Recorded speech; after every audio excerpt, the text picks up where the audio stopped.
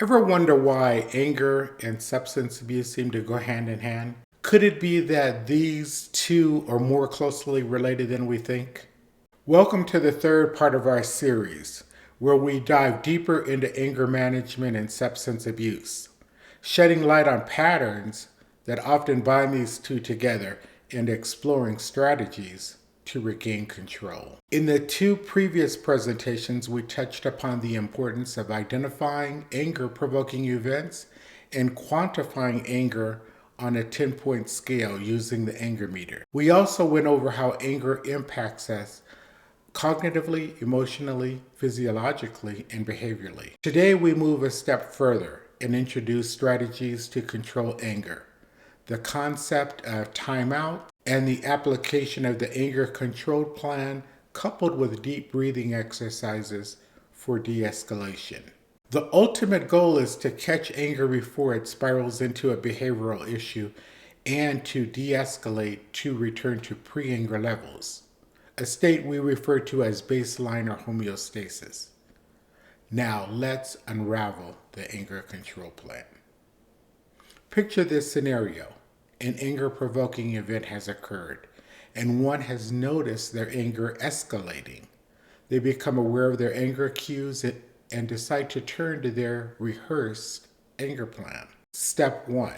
Initiate a timeout, either formal or informal. Step 2. Confide in a trusted friend, sponsor, or supportive individual. Step 3. Employ the conflict resolution model. Step 4. Engage in physical activity, like a walk or a gym session. Step 5. Attend a 12-step meeting. Step 6. After de-escalation, explore the primary feeling beneath the anger and critically evaluate your role in this situation. Ask yourself, could I have done something differently that may have prevented this? Navigating anger is no easy task. Sometimes a timeout becomes necessary. This could be formal, where you explicitly express your need for a break, or informal, where you subtly distance yourself from the person causing the conflict. A formal timeout is a tool used in a heated situation with someone close to you, like a family member or a significant other. It's a mutually agreed upon strategy that allows either party to call a halt to the conversation, argument, or discussion. Once a timeout is called, all discussion ceases. The person initiating the timeout can then walk away without any further comment, door slamming, or passive-aggressive remarks. They may say something like, "I'm going for a walk," or "I'm heading over to my sister's house for a couple of hours to cool down." The key here is respect. Both parties must respect the rules of the timeout. That means no name calling, no trying to continue the argument, no blocking the other person from leaving. The person taking the timeout must also respect the agreement. They should return as agreed, sober, and ready to continue the discussion, if necessary. Now, if anger is a reoccurring issue for you, it might be helpful to meet regularly with a professional, like a counselor or a psychotherapist. They can help you to understand and manage your anger more effectively. After successfully initiating a timeout and finding a safe place, another effective technique to consider is deep breathing. It's a short exercise taking only 1 to 2 minutes and involves taking 5 deep breaths.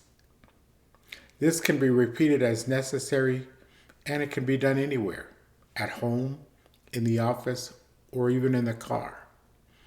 Imagine something calmly like children playing or a peaceful tree. Take deep breaths in through your nose, noticing your stomach rise as you fill your lungs with air. Hold your breath for a moment, then exhale slowly through your mouth. Repeat this 5 times, focusing on the rise of your stomach and shifting your thoughts away from the anger-provoking incident. I'll close by summarizing what we went over and what we'll address in the next presentation. If you find this presentation useful, give me a thumbs up and subscribe to this channel. This will allow you to have easier access to the manual and the worksheets for this presentation, and to easily view the previous videos and the videos that will follow this particular presentation. To summarize, a formal timeout and deep breathing are two simple yet effective techniques for managing anger. The first allows you to step away from a heated situation, giving you time to cool down and to regain your composure. The second helps to calm your mind and body, shifting your focus away from the cause of your anger. Remember, it's okay to seek help from a professional if you struggle with managing your anger. And always, respect is the key in every situation. Know this: if you prevented yourself from going up on the anger meter into the problematic behavioral stage, you are a success. Some people who have anger challenges may first have a difficult time not engaging in conflict. They may perceive themselves as weak by walking away. They may repeatedly ponder whether they handled this situation appropriately. I'll discuss being appropriately assertive in presentation number 7.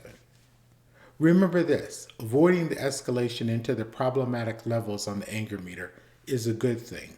So is avoiding being arrested, having to go to court, paying fines, and possibly doing jail time. In the next presentation, we will cover the aggression cycle and progressive muscle relaxation for mind and body relaxation. Stay tuned.